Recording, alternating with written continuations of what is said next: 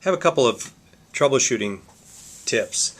A lot of times you hear people say that they're seeing double, and there are a couple of reasons they may be saying that. They aren't necessarily seeing two images, but something's a little screwy, and here are a couple of reasons why that may be. The first is that they have the oculars spread too wide. Okay, and when it's spread too wide, they see two different circles, and you don't want to see two circles. You want to have the image that you see in the field kind of an oval, not a tight circle, but an oval. Otherwise, when it gets the oculars are too far away, you're actually seeing two separate circles, and that can look a little weird.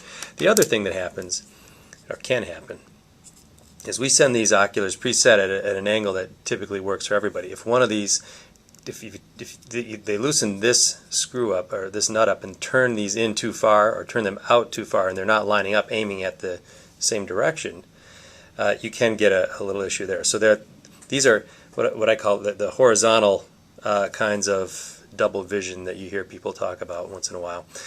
The other one, though, is and it typically can happen, and it's not typical, but it can happen if the product is dropped.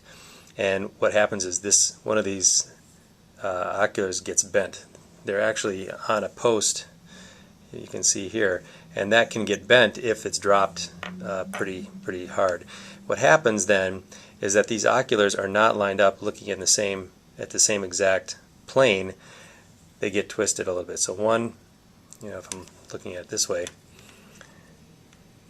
they get twisted. So you see I'm twisting them like this a little bit. They can get knocked off like that, and if that's the case, all you need to do is kind of twist them the opposite way a little bit, and they'll go back into position. And what you're doing really is you're actually just kind of rebending this back into position. If it's a severe one, you can then just unscrew the ocular. It just drops right out from the side of the hinge, and there you go. And then you can just use optical pliers and just make a slight bend in that ocular.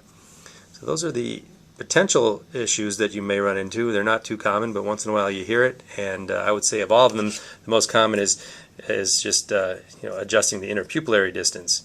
And if you have those troubleshooting tips handy, I think you should be able to solve almost any issue that customers might have. Thanks.